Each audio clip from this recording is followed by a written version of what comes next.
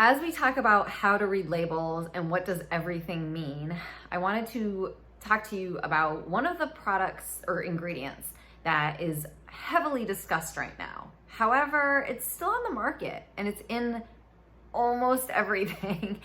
So aspartame, A-S-P-A-R-T-A-M-E. Pretty sure I got that right. That's a sweetener. It's I'll read you an excerpt about it, but it's really just designed to sweeten things. It's much sweeter than sugar or other common sweeteners. It's synthetic because it comes from an acid. It's not good for you. And I'm going to read to you the history of it in just a minute from this book that I love, which is A Consumer's Dictionary of Cosmetic Ingredients by Ruth Winters. I get no money for talking about this book. No one's paying me anything. This is really just what I'm sharing with you. Okay, so first, I always like to share products that I like. Again, I don't get any money for sharing these products, at least not while I'm making this video. Who knows who's gonna call me. But when it comes to gum and mints, aspartame is in pretty much everything. Even a lot of things that you think might look natural, flip it around and you'll probably find aspartame. The only place I can get natural gum or mints that doesn't contain aspartame is the natural food stores typically, or vitamin shops, places like that, Whole Foods, etc.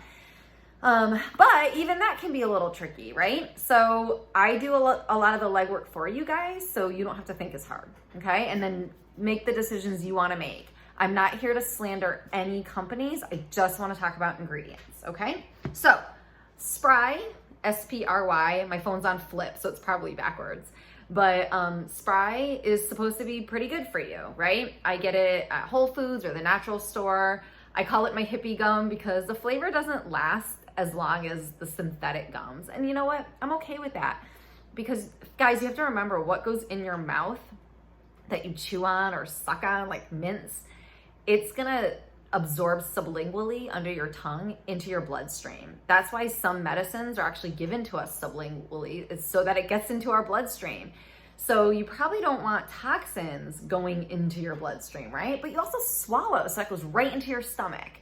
So if you have any stomach issues, probably swallowing toxins constantly is not a good idea, right? So just common sense. I use this for a really long time, but I happen to notice that it's made in China for the company. So they wrote for the company, which is Xclear, which is a company in Utah. So it's possible that it's regulated very well in China for the company, but it's just my rule of thumb. I tend to not want to get things from China that I don't really know how it's manufactured. I'm not saying everything from China is bad. I'm not saying that at all. All I'm saying is unless I can like sort of track manufacturing in some way, and I do talk to stores that sell it who actually like to track manufacturing about a lot of products. So unless I can actually track something, unless I'm comfortable, I'm not gonna put it in my mouth, in my body, in my system. It's just simple to me. But what's good about this is it's non-GMO, which is good, no aspartame, gluten-free, vegan safe. You know, it's got all the hot buttons, hot words. So this could be a good one, right? But I've been turned off by this product myself. If you're chewing something with aspartame and this is what you find, you're already doing better. So what I also like, my new favorite is Pure. And I don't know if that's how this is said, P-U-R. Again, it's probably backwards, so P-U-R. I don't know how you're supposed to say that when it has the double dots. Anyway, this one is actually made in Ontario. So yeah, it's made outside of the country. That doesn't mean that much to me because things can be bad that are made in the country, right? But it's just a little bit more of a turn on in terms of what's in it. It is also, it's xylitol based, but there's no aspartame. And there is a little controversy about xylitol and where it comes from and how it's manufactured. So it says it's Swiss made. So I don't know what that means because it says it's from Canada. So it's gluten-free, it's vegan, it's non-GMO, it's nut-free, and it's aspartame-free. So if you're looking for a good alternative, I think this one's pretty good. If you're someone who's concerned about packaging, this seems plasticky. I don't know much about the packaging. I haven't researched that, but that's not what this is about. This is about ingredients. So anyway, I like this one. Now I'm gonna read you about aspartame. And I just lost my bookmark, so you'll have to bear with me. Okay, from this book, Consumer's Dictionary of Cosmetic Ingredients. Aspartame, a compound prepared from aspartic acid and phenylalanine, phenylalanine. I'm not so good with the words. About 200 times the sweetness of sugar. Okay, let's pause there.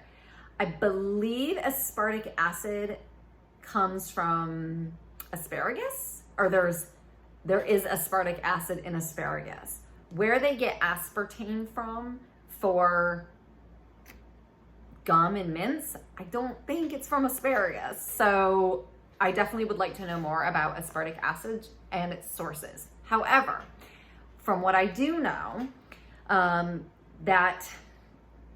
it's about 200 times the sweetness of sugar discovered during routine screening of drugs for the treatment of ulcers. Okay. The GD Cereal Company fought FDA approval in 1973. The FDA approved it in 1974, but objections that aspartame might cause brain damage led to a stay or legal postponement of that approval. Another problem arose. An FDA investigation of records of animal studies conducted for cereal drug approvals and for aspartame raised questions. The FDA arranged for an independent audit, which took more than 2 years, and concluded that the aspartame studies and results were authentic. Okay, they were authentic. The agency then organized an expert board of inquiry, and the members concluded that evidence did not support the charge that aspartame might kill clusters of brain cells or cause other damage. That was what that board decided. Why boards decide things? Think about that. However, persons with phenylketonuria, or PKU, and I will spell that PHENYLKETONURIA. I am not a doctor. This is just ingredient talk. Must avoid protein foods such as meat that contain phenylalanine, which is what we talked about earlier, is with aspartic acid. Okay.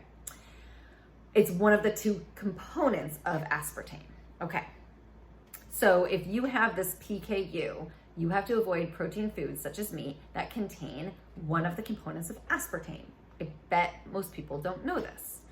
The board did in 1973, however, or around that time. However, recommend that aspartame not be approved until further long-term animal testing could be conducted to rule out the possibility that aspartame might cause brain tumors. The FDA's Bureau of Foods reviewed the study data already available and concluded that the board's concern was unfounded. Aspartame was approved for use as a tabletop sweetener in certain dry foods on October 22nd, 1981.